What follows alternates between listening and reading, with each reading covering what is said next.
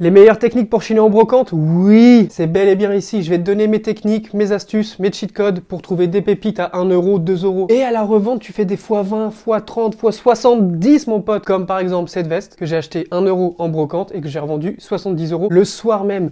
Oui, ça marche. C'est bien beau de me demander où sont les brocantes. Les frères, je sais pas, j'habite pas dans ta ville. Non, plus sérieusement, parce que vous avez été nombreux à me demander comment tu fais pour trouver ça en brocante, etc. Donc là, on va parler astuces brocante pour chiner des trucs bien, pour les revendre bien. Pour trouver des brocantes près de chez toi, c'est simple, tu tapes brocante suivi de ton département. Par exemple, moi je tape brocante 91, ça va te sortir sur un site et il y a toutes les brocantes du week-end. Si tu aimes mon contenu, frérot, bah n'hésite pas à liker, partager, commenter. Tu vas comprendre au fur et à mesure de l'avancement de cette magnifique vidéo qui est faite pour vous faire gagner un maximum d'argent et faire gagner un maximum de temps. Le temps, c'est de l'argent. The time is money. Pour commencer, ça me paraît évident pour moi, mais pas pour tout le monde. Faites de la monnaie. Tu vas pas y aller là-bas avec un billet de 50. Bonjour, combien le sweat là? 1 euro? Vous avez de la monnaie sur 50? Le mec il va te dire mais va te faire combien le sweat par terre, monsieur? Je sais pas, 5 euros? Vous me le laissez à 1 euro? Ok, et tu payes en billet de 50. Ou même pour une autre technique plus basique. Combien le sweat? 3 euros? Ah désolé, j'ai que 1. Et que tu sors un billet de 50, bah non, c'est baisé d'avance. Des fois j'oublie de faire de la monnaie moi-même et en fait j'aime pas sortir un billet de 10 ou 20 pour payer un truc à 1 euro, je trouve que ça se fait pas. Le deuxième conseil, c'est pas si c'est important. Que les brocantes c'est à la gueule, c'est le prix à la gueule. S'il aime pas ta gueule, il te fait un gros prix. S'il s'en bat les couilles de ta gueule, il te fait un prix basique. Le conseil c'est vas-y mal habillé. Mal habillé c'est entre guillemets tenue à l'arrache. Jogging, chaussures, doudoune, bonnet. En mode passe-partout, que si tu vas habillé en mode chemise,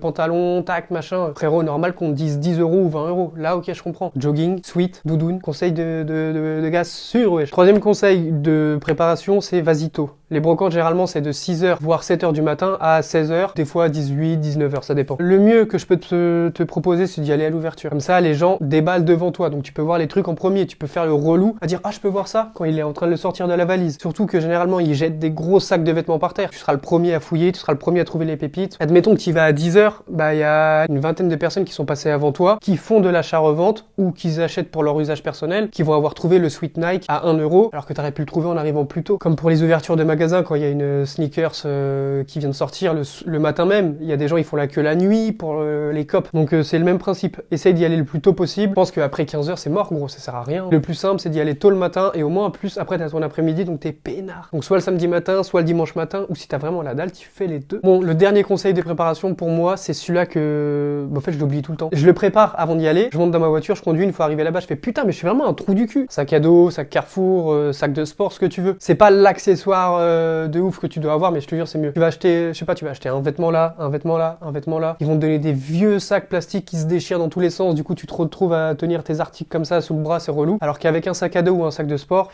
après il y a le sac Carrefour, des trucs comme ça, tu vois, des conneries, histoire de stocker tes vêtements, parce que je te jure que c'est chiant en fait. Chaque fois que j'oublie, je m'insulte dans ma tête. Ensuite, une fois que tu arrives sur place, là, tu vois, il est 5h du matin, 6h, 7h, 8h, c'est là que tu peux faire les bonnes affaires. Donc tu vas avoir des gros tas de vêtements par terre, des tas en mode chiasse de vêtements, en mode déchetterie de vêtements, des vêtements surportants, des vêtements sur table, tu vas avoir de tout. De préférence, fouille dans les gros tas de vêtements par terre. C'est là où tu vas trouver les meilleures pièces. Parce que surportant, tu vas trouver des trucs certes, mais vu qu'ils ont pris le temps de mettre surportant, mettre sur cintre, que c'est bien présenté, que c'est visible directement sans fouiller, que ça te fait économiser du temps. Du coup, forcément, ils peuvent mettre des prix plus chers. Mais du coup, par exemple, une veste Levi's que tu vas trouver, bah en plus voilà, j'ai un exemple typique. J'ai fait une brocante, il y avait un portant avec des vestes Levi's, je demande le prix, on me dit 30 euros. Ok, bon bah je passe, je marche un peu, gros tas de vêtements par terre, je trouve une veste Levi's, j'ai eu à 2 balles. 2 euros une veste Levi's contre 30 euros sur portant. Ok, je préfère perdre du temps et fouiller, et puis moi j'aime bien chiner, chercher, tu vois, t'es surpris quand tu trouves une bonne pièce que tu kiffes, tu fais ah ouais lourd. Petit conseil, parce que vous êtes aussi nombreux à me demander c'est quoi que tu cherches comme marque, de préférence, quel truc, quel machin. Moi en fait, je chine les pièces comme si c'était des pièces pour moi. Je vais pas chercher une doudoune TNF, des pulls RL, des trucs Stone Island et tout. Je cherche des trucs qui me parlent à moi, qui me plaisent, pour ensuite les revendre au coup de cœur. Si tu veux vendre du TNF sur Vinted, il y a beaucoup plus d'offres que de demandes. Donc quelqu'un par exemple, il est sur ton profil Vinted, il regarde,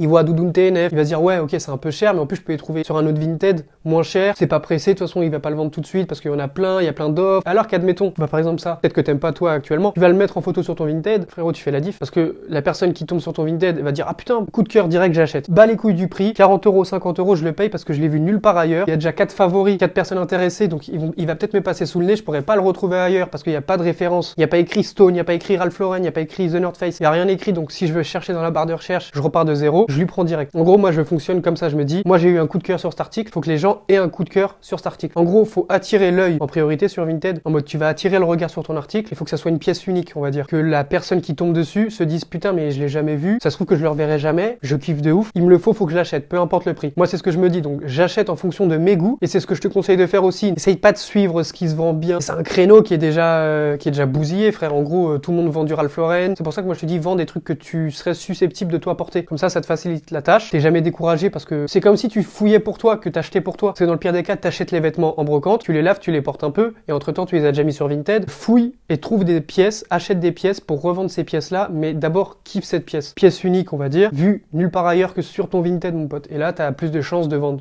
plus cher, tu t'alignes pas au prix des autres, parce qu'une doudoune The North Face par exemple, tu dois t'aligner à peu près à lui et à lui. Quelqu'un va dire ah ouais toi t'allumes, j'ai vu la The North Face que t'as à 100 balles admettons, je l'ai vu là-bas à 80 balles, alors que ce pull là, personne peut dire je l'ai vu à 80 balles au lieu de machin par exemple. Ensuite le conseil numéro 2 que je te donne pour quand t'arrives sur place, quand tu vois un tas de vêtements, ou que ça soit important, ou que ça soit sur table, admettons que t'es directement, que tu fouilles, que tu trouves une pièce, admettons, un sweat Nike. Bonjour, c'est combien? Il va voir que c'est un sweat, que c'est du Nike, que tu le veux. Du coup, il va forcément te dire un prix plus cher, donc 5 euros. Ce qu'il faut que tu fasses, c'est quand tu arrives, tu commences à fouiller. Il y a le sweat Nike, tu le prends pas, tu fais comme si tu l'avais pas vu, tu fais ouais, bonjour, c'est combien par terre? 1 euro, 1 euro. Tu chopes la pièce, le vêtement, tu lui donnes 1 balle, il peut rien te dire. Il t'a dit 1 euro par terre. T'as trouvé cette pièce par terre. 1 balle. Il peut pas dire ah ouais mais ça c'est Nike, tu fais bon bah ok je m'en bats les couilles et tu reposes. Demande vraiment les prix avant de commencer à fouiller. Après il y a des gens ils vont te dire ça dépend. S'ils te disent ça dépend, tu fais ça dépend quoi? Par exemple tu prends un truc à l'arrache, tu prends un sweat ou un t-shirt que tu veux pas, ça par exemple. Il va te dire 1 euro, ça par exemple. 1 euro. Tu tâtes le terrain, tu vois que ça tourne aux alentours de 1 euro, tu prends les pièces, bim bim bim, tu fais voilà j'ai 3 articles, tiens 3 balles. Il va pas dire attends je regarde, tu vois s'il y a du monde un peu autour, tiens 3 articles, 3 balles,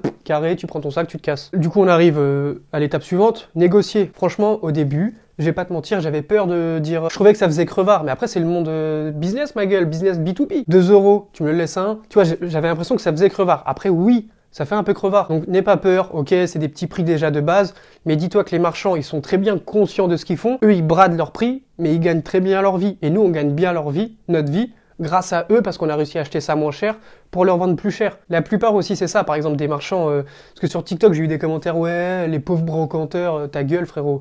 Ils sont très bien conscients de ce qu'ils font. Tu crois que Zara, ils te vendent les jeans au prix qu'eux, ils l'ont acheté? Bah non, mon pote, c'est le business, en gros. Donc oui, les marchands gagnent très bien leur vie, même en bradant leur prix. Et la plupart, c'est des particuliers, c'est pas des professionnels. Du coup, c'est un vide maison, ils vident des vêtements de leur fils, qu'ils mettent plus, des conneries comme ça. Du coup, ils s'en battent les couilles de brader leur prix. Donc ça sert à rien de dire les pauvres marchands, machin, non.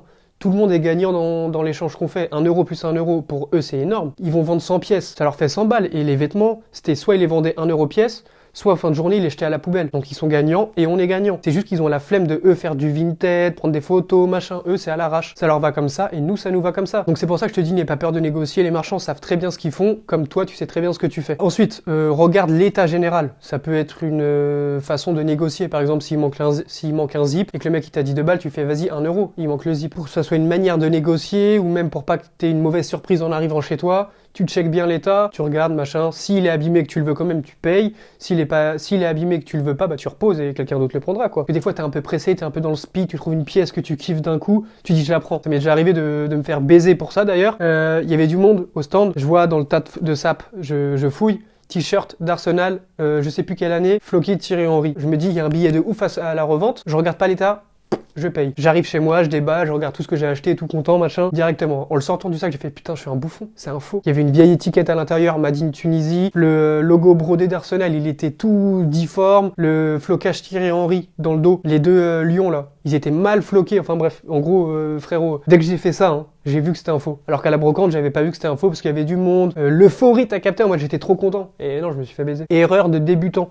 Donc ça va t'arriver aussi de te faire baiser, d'acheter du faux et de toute façon, pour apprendre, pas besoin d'acheter des formations à 50 balles. Hein. Tu te trompes une fois, 2 fois, t'apprends ma gueule. Pas de meilleure façon d'apprendre qu'en se trompant, en faisant des erreurs. Et en agissant, c'est le jeu mon pote, c'est comme ça que t'apprends. Échoue, trompe-toi et t'apprends comme ça. Moi c'est ce que je me dis après, tant mieux si tu te trompes jamais quoi. On va arriver à un point qui me vénère, c'est quand tu trouves une pièce, gros tas de vêtements par terre. Tu vas sur le stand mais il y a personne. T'es la première personne à aller fouiller dedans. T'attires le regard d'autres personnes qui disent « Oh putain, il fouille, c'est ce truc, il y a des trucs bien. » Tu vas prendre un t-shirt comme ça va être un t-shirt Nike. Tu vas le reposer. Tac. quelqu'un arrive, le prend, et limite il va t'arracher les vêtements des mains que t'as, tu vois, tu vas prendre un sweat, tu vas le regarder, tu vas à peine reposer un peu alors que tu veux juste regarder l'état, il va te l'arracher. Ça m'est déjà arrivé plein de fois de regretter d'avoir reposé en mode je vais réfléchir. Donc en mode si tu trouves un truc bien, frérot, garde-le sous le coude, même si au final tu le prends pas et que t'as le doute, garde-le avec toi le temps que tu finisses de fouiller le stand de cette personne. Parce que ça, je peux te garantir que c'est énervant. Des fois tu cherches dans un petit bac, il y avait personne dedans, il y a 4 mains qui arrivent, qui fouillent avec toi, qui t'arrachent les trucs des mains. Donc c'est un peu la guerre. Donc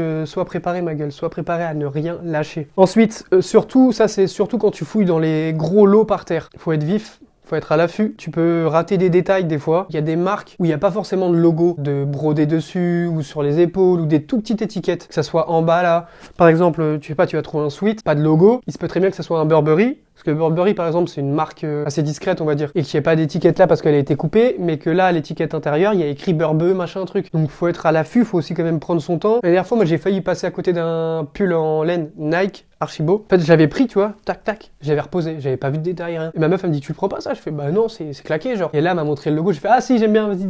Donne-moi ça. Et il est archi beau et d'ailleurs je l'ai gardé pour moi et dans mon armoire. Tu vois, même moi des fois je fais les erreurs que je te dis de pas faire. Des fois tu peux vraiment passer à côté de pièces que tu kiffes. Il y a des marques où les logos ils sont sur le côté parce qu'ils ont fait une collection chelou, c'est du vintage et tout. Ne zappe pas les détails, c'est pas parce que tu vois un pull qui a l'air chim que c'est pas un truc que tu kifferais. Fais attention parce que tu peux tomber sur du faux. Et ça c'est ce que je te disais juste avant. Donc vérifie bien les étiquettes. En fait c'est au toucher, c'est à l'étiquette. Pays de fabrication, il y a plein de trucs. De toute façon tu les vois généralement les logos par exemple Nike, tu les vois, ils sont mal brodés ou mal collé, des trucs comme ça. Donc pareil, Ralph Lauren, tu le vois tout de suite, limite c'est plus un cheval, c'est un poney qu'il y a dessus. Faut faire vraiment attention, tu regardes bien tous les détails. Le Lacoste, je pense que c'est un des plus faciles à capter que c'est du faux. Le crocodile, frérot, on dirait il est défoncé, l'étiquette intérieure a pu sa mère. Renseigne-toi, au pire, il doit avoir sur Google Images, tu tapes Lacoste vrai et faux. Ils vont faire, tu sais, une photo séparée en deux, le vrai, le faux, tac, ça y est, tu trouves. T'es bien renseigné, que t'as regardé, que t'as fait le tour. Moi, je vais pas te conseiller de te faire un budget parce que généralement, enfin après, dépense pas à 500 balles non plus. Si tu peux, en vrai, 500 balles au brocante, mon pote, ça devient facilement du 10 000 euros de bénéf. Si tu les vends en moyenne 30 euros.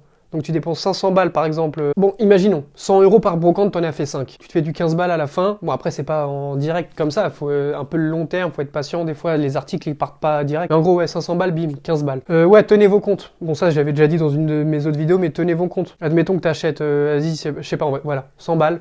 T'achètes 100 balles sans article. Soit tu rentres tout sur Word ou ce que tu veux, ou soit sur papier, t'écris par exemple Sweet Nike, truc machin, prix d'achat. Et après, une fois que tu l'as vendu, tu fais prix de vente, mois par mois. Donc tu as dépensé 100 euros en décembre. Combien t'as fait rentrer de cette même cam que t'as acheté 100 balles? Tu notes tout, comme ça tu sais où t'en es. Et ensuite, une fois que t'arrives chez toi, moi, ce que je fais, c'est que tu regardes tout bien. Si ça taille bien, t'essayes, tu fais ton truc, quoi. Tu fouilles tout bien. Tu regardes si tu t'es pas fait avoir sur que ça soit du vrai ou du faux pour pas le vendre sur Vinted et que ça soit du faux et qu'on te fasse un litige pour rien. Tu le regardes comme ça à la lumière. Tu regardes l'élastique, s'il est encore élastique ou s'il craque. Tu regardes s'il est pas bouloché pour tout noter dans l'annonce une fois que tu le vends. Par exemple, s'il est bouloché, tu mets légèrement bouloché, tu vois, des conneries comme ça. Ensuite, tu les laves. Généralement, brocante, moi, je lave parce que du coup, comme je t'ai dit, c'est les vêtements que moi j'aime bien. Du coup, la plupart que j'achète en brocante avant de les vendre, je les porte un peu pour une photo, tout comme ça, histoire de... J'aime bien les sapes, j'aime bien la seconde main. Du coup, je me dis, au moins, mes sapes, ça tourne. J'achète pas que du neuf, j'achète quasiment plus de neuf de toute façon. Donc je me dis au moins comme ça les sapats tournent, je l'ai porté une fois, elle m'a lassé, je revends, je me fais de l'argent grâce à ça. Ensuite, prends des photos portées, parce que vous êtes nombreux à mettre des photos quand même claquées au sol. Hein. C'est pas une critique, mais franchement c'est comme je disais tout à l'heure, faut attirer l'œil avant d'attirer l'oseille, parce que une photo par terre, mauvaise lumière, le vêtement il est froissé, il dégoûte sa mère, on n'a pas envie de cliquer dessus, donc si tu affiches 30 euros plus photo claquée, frère, personne ne clique, personne t'achète. Photo portée, bonne lumière, tu présentes bien l'article, tu le mets 40 euros, il est mis en avant, la personne qui va te l'acheter arrive à se projeter sur l'article en mode ah ouais ça taille comme ça sur lui, il a l'air de mesurer un peu pareil que moi pour le même poids, aucun risque, je lui achète directement. Puis après tu mets d'autres photos derrière, tu vois, de près, de loin, les détails, les trucs, faut que tu donnes envie d'acheter frérot. Est-ce que toi si t'achètes sur la boutique Nike, tu vas cliquer sur un article qui est posé dégueulassement au sol avec écrit 50 euros? Bah non frérot, avec une mauvaise lumière. Même si t'es pas pro, essaye de faire pro, t'attires l'œil, tu vends. Ta pièce elle soit belle ou moche. Hein. Moi je pars du principe qu'une pièce moche avec une belle photo mise en avant, propre et tout, ça se vend. J'ai réussi à vendre des trucs vraiment moches. Hein. Au début début, quand j'ai commencé, je vendais des trucs qui me plaisaient pas forcément. Je me dis, mais comment c'est possible que les gens ils mettent 40, 50 euros dans des trucs dégueulasses comme ça? Ensuite, une fois que t'as fait ça, que t'as tout fait là, il te reste quoi à faire? Faire des fois 20, fois 50, fois 60, fois 70, fois 90. Tu peux acheter des trucs 1 euro, les revendre 90. Pour moi, les grossistes, les fournisseurs, si t'as le temps de faire tes propres recherches, tes propres achats, ça sert à rien les fournisseurs. Fournisseur, tu vas payer 500 balles, tu vas te faire un x2. Tu mets 500, tu te fais 1000, t'es content. Mais voilà, t'es déçu parce que tu vas ouvrir le lot, il y aura des trucs troués, des trucs sales, des trucs c'est pas ta cam, des trucs même en brocante 1 euro, tu les aurais pas achetés. Une chemise dégueulasse que t'aurais jamais acheté. Pour moi, le mieux, le plus rentable, le plus intéressant, c'est les brocantes. Tu vas acheter en brocante un truc 1 euro, tu vas réussir à le revendre 80 des fois. Donc pourquoi tu veux te faire chier à dépenser 500 balles pour acheter à un grossiste? Il y a des grossistes qui sont en mode, bah ouais, on a plein de vêtements, c'est de la merde, bah viens, on leur fait un lot. On va lui mettre 2-3 sweat Nike beau gosse et le reste on va lui mettre que de la chiasse. Sur le dessus du lot on va mettre les sweat Nike, comme ça il va ouvrir, il sera content. Il va regarder le reste et ce sera de pire en pire. Si t'as le temps, t'as plus à gagner à faire les brocantes, à faire les puces, à te débrouiller par tes propres moyens. Les grossistes pour moi c'est vraiment quand t'es vraiment en place et que t'as plus trop le temps de chercher, de chiner parce que t'as une boutique à gérer, t'as des employés limite ou que du coup t'as la flemme et que t'aimes pas chiner. Ok, tu peux essayer une fois, 2 fois, ça te lance un peu, ça te met dans le bain, t'as fait ton premier x2 et tout. Et moi honnêtement je préfère largement être au contact des brocantes et tout. C'est plus intéressant. Tu trouves des meilleures pièces, c'est toi qui choisis ce que tu vends, on t'impose pas un style de marchandise on va dire, et au moins t'es unique on va dire, t'as pas toutes les pièces que tous les grossistes vendent en gros. Bon bref après c'est un business, hein. Moi je les comprends large, mais pour moi ça sert à rien. Achète toi de ton côté et si t'as plus le temps, que t'es trop occupé machin, bah là tu peux effectivement contacter un grossiste. Pour avoir essayé les grossistes, moi bah j'ai pas tout vendu, il me reste encore de la cam de grossiste et tout, et c'est de la merde quoi, c'est des chemises, frère, jamais de la vie j'aurais acheté des chemises même 50 centimes en brocante, c'est pas ce que j'ai envie de vendre. Donc moi quand j'ai vu ça, quand j'ai ouvert le lot, ça m'a saoulé. Et le dernier point, n'oublie pas frérot, c'est de me dire merci parce que là je t'ai épargné beaucoup d'erreurs. J'espère t'avoir renseigné au maximum. Si toi t'as d'autres astuces, d'autres tips ou que t'as remarqué que j'avais oublié de dire un truc, parce que c'est possible, hein, je suis pas le meilleur chineur de France non plus. Hein. Mais si t'as remarqué des trucs que j'avais oublié de citer, ou parce que là j'ai tout noté, tu vois, point par point, mais il y a grave moyen que j'oublie un truc et qu'une fois que je fasse le montage, je me dise ah ouais j'ai oublié ça. Donc n'hésite pas à le partager en commentaire si tu peux faire croquer la communauté frère. Conseils, des questions, n'hésite pas à me les poser aussi, que ce soit en commentaire ou sur Instagram, mais s'il te plaît pas sur Vinted frérot. Vinted, quand je reçois une notification dans ma tête, il y a argent. Et des fois j'ouvre Vinted et je vois salut mec, j'aime trop tes vidéos, machin. Ça fait plaisir hein, mais frérot s'il te plaît pas sur Instagram pour ça. Par exemple, regarde, je dors, mon téléphone il vibre, je regarde, je vois que c'est Vinted, je veux ouvrir parce que je me dis c'est de l'argent. Et voilà. Ce matin j'ai refait ma carte d'identité mon pote, ça faisait depuis 2014 que j'en avais pas. Parce que vous avez été nombreux aussi à me demander pourquoi t'es pas pro machin. Pour ça. Parce que sur Vinted, pour faire les démarches de pro, pour ouvrir son truc de siret, son numéro de siret, pour l'avoir et tout, faut une carte d'identité ou un passeport valide. J'ai rendez-vous le 29 décembre à la mairie pour tout officialiser. Donne ma carte. J'ai essayé de tout regrouper, de tout ce qui était le plus intéressant, de tout mettre ensemble, de te donner mes conseils, de parler aussi de mes erreurs que j'ai déjà fait. Bah, n'hésite pas à aller check mes autres vidéos YouTube qui parlent de Vinted, d'achat-revente, si ça peut t'aider. Sur ce, mon pote, bah merci pour le visionnage, merci de m'avoir donné de ton temps comme je donne du mien. Vas-y, on a dépassé les 13 000 abonnés, mon pote, ça fait grave plaisir. On se pète mercredi prochain. SO le S depuis Gomorrah, hey, masqué comme dans. Je le vois en rouge au chinois.